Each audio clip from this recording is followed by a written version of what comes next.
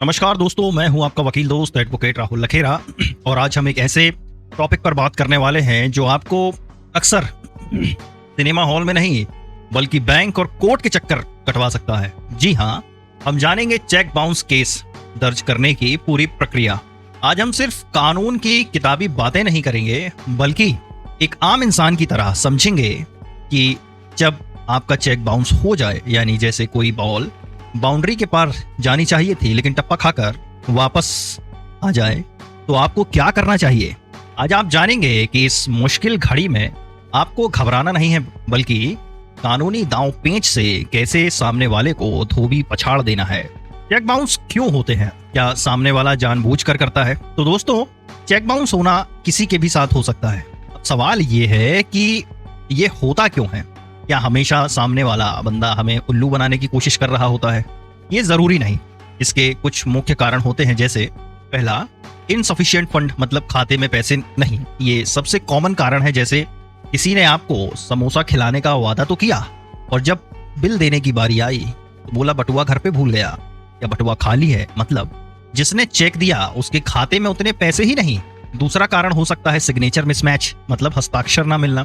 कभी कभी तो बैंक हमारे दस्तखत भी नहीं पहचान पाते। अगर चेक पर किए गए हस्ताक्षर बैंक में मौजूद हस्ताक्षर से मेल नहीं खाते तो चेक बाउंस हो जाता है। तीसरा कारण हो सकता है चेक एक्सपायर्ड, चेक की वैलिडिटी खत्म। जैसे दूध या दवाई की एक्सपायरी डेट होती है, वैसे ही चेक की भी होती है। चेक जारी होने के 3 महीने के अंदर बैंक में जमा करना होता है गुरु, वरना वो किसी काम का नहीं रहता, सिर्फ नाक पोंछने के काम आएगा। अगला कारण हो सकता है अकाउंट क्लोज्ड, मतलब अगर चेक देने वाले ने अपना बैंक खाता ही बंद कर दिया तो भाई पेमेंट कहां से आएगा। अगला कारण कि पेमेंट स्टॉप्ड बाय ड्रॉयर, मतलब भुगतान रोकने का निर्देश। कभी कभी चेक देने वाला खुद ही बैंक को बोल देता है कि इस चेक का पेमेंट रोक दो। ये भी एक वजह हो सकती है। अब ये तो हो गए कारण, लेकिन अगर आपका चेक बाउंस हो गया तो क्या करेंगे? आइए स्टेप बाय स्टेप समझते हैं पूरी प्रक्रिया को, वो भी बिल्कुल आसान तरीके से। हम सीखेंगे लीगल नोटिस से लेकर कोर्ट की सुनवाई तक की वो प्रक्रिया, जिसे अगर आपने सही से फॉलो कर लिया तो यकीन मानिए सामने वाला बंदा आपको पेमेंट देने पर मजबूर हो जाएगा।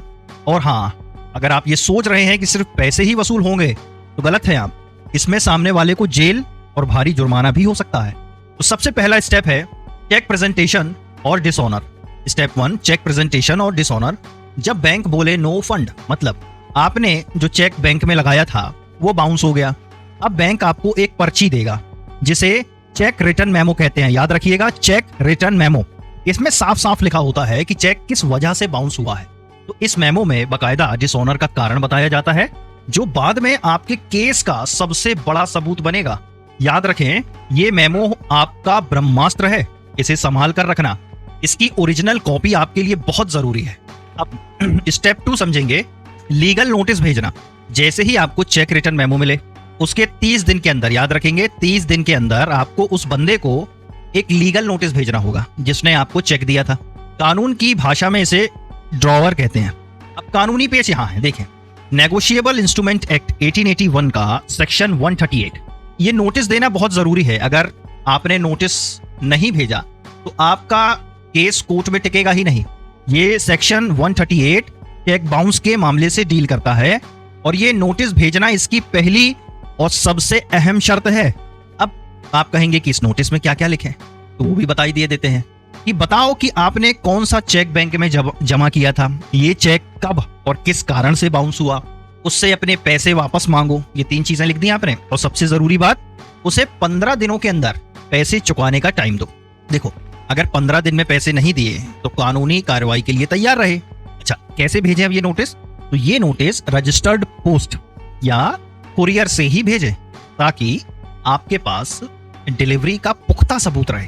बाद में कोर्ट में दिखाना होगा ना कि मैंने तो भाई नोटिस भेजा था। स्टेप 3 समझते हैं, ड्रॉवर का जवाब। अरे भाई, पैसे देगा या नहीं? नोटिस मिलने के बाद चेक देने वाले के पास 15 दिन का समय होता है। अगर वो इन 15 दिन में पैसे दे देता है तो बात खत्म, आपका मकसद पूरा हो गया और मामला यही रफा दफा हो जाएगा। जैसे आपने किसी से कर्ज मांगा और उसने समय पर लौटा दिया तो दुश्मनी किस बात की। लेकिन अगर 15 दिन में पैसे नहीं मिले तब भाई साहब, अब जंग का ऐलान करने का वक्त आ गया है। अब आप सीधे कोर्ट का रुख कर सकते हैं। तो अब तक आपने 3 स्टेप सीख लिए। अब समझते हैं स्टेप 4, कोर्ट में कंप्लेंट फाइल करना। अब कोर्ट देखेगा कौन कितना पानी में है गुरु। जैसे ही 15 दिन की वो मोहलत खत्म हो जाए और पैसा ना मिले तो आपको तुरंत हरकत में आ जाना होगा। आपके पास सिर्फ अगले 30 दिन का समय है कोर्ट में अपनी कंप्लेंट फाइल करने का। अगर इस 30 दिन में कंप्लेंट फाइल नहीं की तो फिर मुश्किल हो सकती है। अब समझते हैं इसमें कौन सा कानून लगेगा। तो नेगोशिएबल इंस्ट्रूमेंट एक्ट 1881 का सेक्शन 138, आपको इसी सेक्शन के तहत कोर्ट में शिकायत दर्ज करनी होगी। ये शिकायत एक क्रिमिनल कंप्लेंट होती है, यानी इसमें सामने वाले को सिर्फ पैसे ही नहीं सजा भी हो सकती है। कंप्लेंट के साथ साथ क्या क्या डॉक्यूमेंट्स लगाएं, अब ये भी समझ लेते हैं। सबसे पहले आप ओरिजिनल चेक लगाएंगे, जिसने आपको धोखा दिया था वो चेक रिटर्न मेमो, मतलब बैंक वाली वो पर्ची जो बताती है कि चेक बाउंस क्यों हुआ। तीसरा लगाएंगे आप लीगल नोटिस की कॉपी, जो आपने भेजी थी उसकी एक कॉपी लगा दीजिए आप। नोटिस डिलीवरी का प्रूफ, बताया था ना कि रजिस्टर्ड पोस्ट या कुरियर से भेजे, उसकी रसीद लगा दे जो साबित करती है कि नोटिस सामने वाले को मिल गया था। बैंक स्टेटमेंट जिसमें दिख रहा हो कि आपने चेक कब जमा किया था। अब जरूरी बात, ये सभी डॉक्यूमेंट्स ओरिजिनल होने चाहिए या उनकी अटेस्टेड कॉपी होनी चाहिए। अब आता है स्टेप नंबर 5, मतलब कोर्ट प्रोसीडिंग। अब अदालत का खेल शुरू, यहां से असली एक्शन शुरू होता है। सबसे पहले फर्स्ट हियरिंग, कोर्ट आपकी कंप्लेंट को सुनेगा और अगर उसे सब ठीक लगा तो जिसने चेक दिया था, मतलब ड्रॉवर, उसे कोर्ट में पेश होने के लिए समन भेजेगा। अब ये ऐसा है जैसे कोर्ट ने अपनी तरफ से अरेस्ट वारंट नहीं बल्कि अटेंडेंस वारंट भेज दिया हो। अभी आप ये समझे, अगर वो समन के बाद भी नहीं आता, अत्यंत पापी किस्म का है, तो कोर्ट उसके खिलाफ गैर जमानती वारंट, मतलब नॉन बेलेबल वारंट भी जारी कर सकता है। मतलब पुलिस उसे अब खुद पकड़ कर ला सकती है। अब आता है आरोप तय होना, मतलब चार्ज फ्रेमिंग। कोर्ट दोनों पक्ष की बात सुनकर देखेगा कि क्या सामने वाले पर आरोप लगाए जा सकते हैं। अगर सबूत पुख्ता लगे तो आरोप तय होंगे। ठीक है, चार्ज फ्रेमिंग भी हो गई। अब आता है ट्रायल, मतलब अब कोर्ट में सुनवाई चलेगी। इसमें गवाहों की गवाही होगी, आपके वकील और सामने वाले के वकील अपनी अपनी दलीलें पेश करेंगे। अब यहीं पर आपने जो सबूत, मतलब सबूत में क्या क्या चेक मेमो नोटिस संभाल कर रखे हैं, उनका असली कमाल देखेगा। अब क्या होगा, इसके बाद फैसला आएगा, जजमेंट। अगर ड्रॉवर दोषी पाया जाता है तो उसे क्या सजा मिलेगी, समझते हैं। नेगोशिएबल इंस्ट्रूमेंट एक्ट 1881 के सेक्शन 138 के तहत उसे 2 साल तक की जेल हो सकती है या चेक की रकम से 2 गुना जुर्माना लग सकता है, या फिर दोनों हो सकते हैं। सोचिए, एक चेक बाउंस करने पर कितनी बड़ी मुसीबत है। इसलिए कभी भी बिना पैसे के चेक ना दें दोस्तों। जितनी औकात हो उतने का ही चेक काटें। इस कानूनी लड़ाई में सफल होने के लिए क्या करें, जरूरी टिप्स। तो समय सीमा का ध्यान रखें। इस पूरी प्रक्रिया में हर स्टेप के लिए एक टाइम लिमिट है, जैसे 30 दिन, 15 दिन और फिर 30 दिन। अगर आप इनमें से किसी भी डेडलाइन को मिस कर देते हैं तो आपका चेक केस कमजोर पड़ सकता है या खारिज भी हो सकता है। जैसे कॉलेज में असाइनमेंट की लास्ट डेट होती है ना, वैसे ही समझो। सबूतों को सुरक्षित रखें। Original check return memo, legal notice की कॉपी, डिलीवरी का प्रूफ, ये सब आपकी कानूनी लड़ाई के हथियार हैं।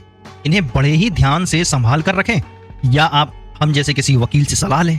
ये कानून की दुनिया थोड़ी पेचीदा हो सकती है गुरु, इसलिए एक अच्छे और अनुभवी वकील से सलाह लेना बेहद जरूरी है। वो आपको सही रास्ता दिखाएगा और आपका केस मजबूती से लड़ेगा। तो निष्कर्ष क्या है गुरु, कि घबराए नहीं। सबसे पहले कानून आपके साथ है, तो चेक बाउंस होने पर घबराने की जरूरत बिल्कुल नहीं है। हम हैं आपके साथ। अगर आपका चेक बाउंस हुआ है और आपको लगता है कि सामने वाले ने जानबूझकर ऐसा किया है, तो कानून आपके साथ है। नेगोशिएबल इंस्ट्रूमेंट एक्ट 1881 का सेक्शन 138 एक बहुत ही मजबूत कानून है जो ऐसे मामलों में आपकी मदद करता है। बस जरूरत है सही समय पर सही कदम उठाने की और सारे डॉक्यूमेंट्स सही से रखने की। देखें, कानून तो अपना काम करेगा ही, बस अब आप अपना काम सही से करो।